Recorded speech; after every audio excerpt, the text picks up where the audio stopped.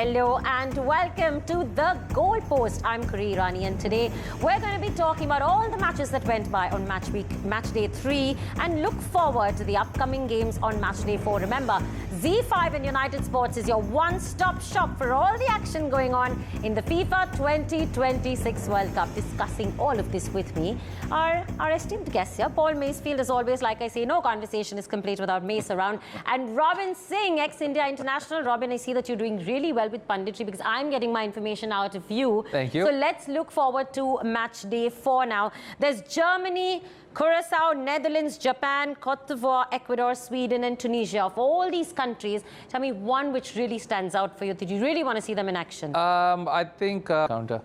Yes, Germany have been knocked out in the first round in the last 2 editions. However, before that, for 60 years, they make it to the knockouts. 4 times champions, 4 times runners-up. 3 third-place finishes. Do you see a different new Germany now compared to the one we grew up watching? A little bit.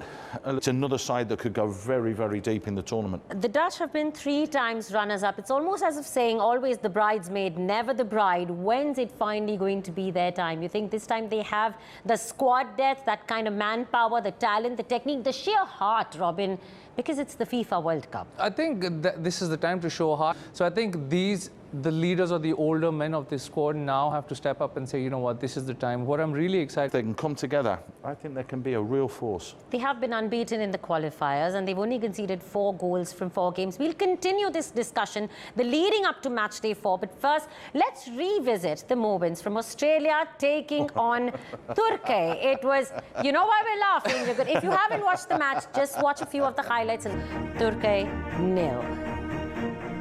And well, this is a strategy that does work most of the times. If some teams, yes, it's not very romantic to see 9 and 10 men in the box defending the goal, but it's only that 1 second that makes all the difference. Well, this was 17 seconds, Robin, because there was an Arda Güler chance for Turkey.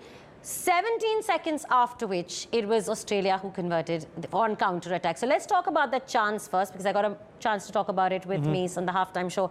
The Arda Güler chance for Turkey, was it in spite of the 8 men, 9 men in the box, he still found a little bit of that space to get in? I think that's the beauty of any shots coming in from them, but they just couldn't find a way past a very well-organized and a very oiled machine of the Australians. It's strange, actually, that the only time Turkey have not won throughout the qualifiers and now even in their FIFA World Cup campaign this time, even through the qualifiers, is if they conceded the opening goal. They concede first, they don't go on to win. So I think there's that mental strength also that's missing, because not immediately, of course, later on in the second half, they conceded that second goal. They had a go. They kept pushing and they were trying and they were probing, and hence why Beach will probably be the man of the match. And you turn around and, you know... Very quickly. As soon as Turkey took time, those chances were gone. You know, normally when a team wins 2-0 and we say, oh, it's the goal scorers and it's the strikers. They were playing defensively. They had a lot of men in the box. But we cannot we cannot ignore the contributions of Patrick Beach. He becomes the goalkeeper with the most saves in a World Cup match for Australia. I mean, that's a big one at that. And let's not forget that 10 of the Australian starting 11 were making their debuts here. Yeah, but all these shots have come from required and needed from every single player on that pitch. If you're playing like that and you're playing that role. To do it for 90 minutes. To do it for 90 minutes. Yeah. One little mistake. I'm not being funny. Right. Well done. It was a masterclass, an absolute masterclass in defending. Okay, so no wonder then Australia gets to sit pretty at the top of their group. It's Group D, in which Australia and Turkey are... Top of that group. I think so. Okay. What about Turkey? Now that the other teams have seen how well Turkey can attack, we've seen shot after shot after shot, and even trying to break down such a resilient Australia. A possible third slot as well. Gets very, very entertaining. Australia may not be the same going forward, what we saw them today. Turkey might not be the same going forward as well. Well, it's time now to take a look at Z's goal of the night, presented by Black Dog Soda.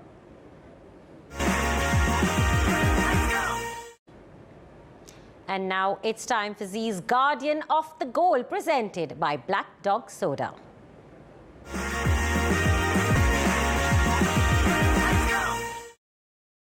And now let's take a look at Z's electrifying player of the night, presented by Mahindra Electric Origin SUVs.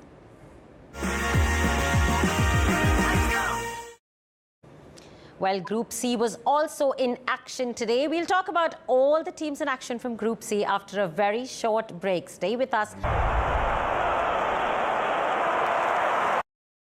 Welcome back to The Goalpost. This is the show where we look back on the matches gone by in this edition of the FIFA World Cup and look forward to the upcoming games as well, only on your one-stop shop for all the footballing action in India at Z5 and United Sports. Now, earlier today, five-time world champions Brazil went up against AFCON champions. Game time and make sure he gets selected for the World Cup squad. So there is that ability in the attack still left, but I still feel that the wingers, whoever it... Ancelotti's strategy. I mean, this is the first time Brazil have won 10 out of their 11 opening matches in the World Cup. It's only they've dropped points in a draw against Switzerland back in 2018. But even then, Carlo Ancelotti in his post-match press conference said he's quite happy with the result. He said, I think I'm happy with that 1 point. Yeah. That clearly is a statement about the opposition, Morocco, that they faced. You don't lose your first game. We've always said that they might have got out of jail a little bit, because what it looked like, particularly in that first 30 minutes, was it was a team of individuals against the team. Yes. Yeah. Now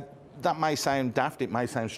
So for a Brazil side to now go on into the next game and guess their goals, it's sort of a restart button for Brazil, and they still have the abilities. Let's look at what's next for Brazil coming up. And you said it may come down to goal difference, but do you really think so? Because the only other two teams that they're facing from their Group C are Haiti and... Beaten by any winger. So for me, this Morocco side will also come out and want to win. Can they win?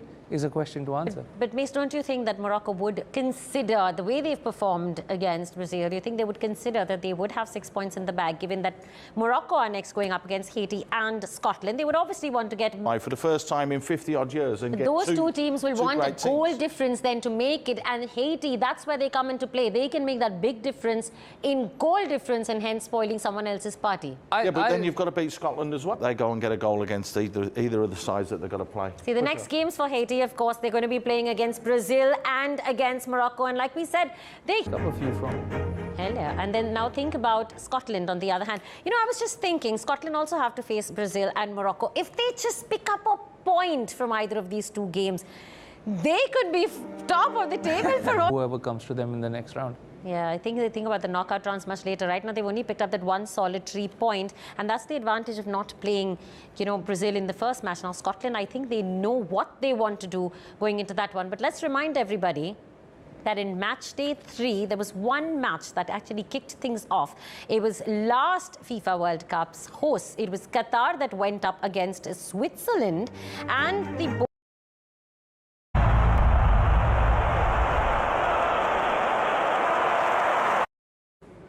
Welcome back to The Goalpost. Like we say, this is your one-stop shop for all the action going on in the ongoing FIFA World Cup 2026, where we're bringing you all the moments from the matches gone by and looking forward to the upcoming matches. Now, the match that kicked off match day 3 was Qatar taking on Switzerland. Both the teams walked away with a point each. Get in front of his man and make sure he gets something out of this game. True. Like I said, they could turn out to be party spoilers, because Qatar... first time that they were in the World Cup last time, it was because they were hosts. This is the first time that they've qualified through the traditional, conventional methods, and they are here to make the right noises. Now, if you take a look at Switzerland, Mace, you said Switzerland will top this group. Let's not forget, they also have Canada and Bosnia in the same group. Yeah, they'll top at the moment, but I personally feel that the Swiss do have a little bit more quality than the others. All right, so that was match day 3. We've wrapped up all the matches, but it's a very, very hectic and busy match day 4 that's coming up for you with 8 teams in action, some of them being Ecuador, Germany, Cote d'Ivoire. We're going to talk about all of that and more on the other side of this break. Don't go anywhere. Beyond football fans. And this is exactly why Z5 and United Sports is now the new home for football fans in India. These footballing conversations happening only on Z5 and United Sports, and we're very happy to keep bringing you all the live coverage as it happens. And we're going to be bringing you match day 4 as well, where 8 teams are in action. Comes from the Swedish side. Yeah. Okay, just a quick word about Germany though, because that's the opening game on match day 4. 4 times champions, 4 times runner-up, 3 times they've finished third. How far do we see them going this time? Are they making it to the semis, or...? Make sure that we have a fiery start. You know, we also have to talk about Ecuador being, I think they're just, I don't know if we can call them the dark horses, but they finished second from all of the South American contingent. They were only second to the defending champions Argentina. They're above Uruguay, they were above Brazil, above all of them. And they conceded only 5 goals in their 18 qualifying matches that they have played. Is this like a force to reckon with? Yeah, it could be. I think they played some of their games at altitude. The counter, they could be a force to reckon with in this tournament. Yes, very excited to also see Netherlands in action. The 3 times runners-up, like we said, always the bridesmaids, never the bride. Well, we witnessed 8 teams in action on match day 3, and we're going to be witnessing 8 more teams in action on match day 4. This World Cup is sure a marathon, not a spin. Thank you so much, gentlemen, for your thoughts and inputs, and thank you to all of you for watching us here on The Goalpost.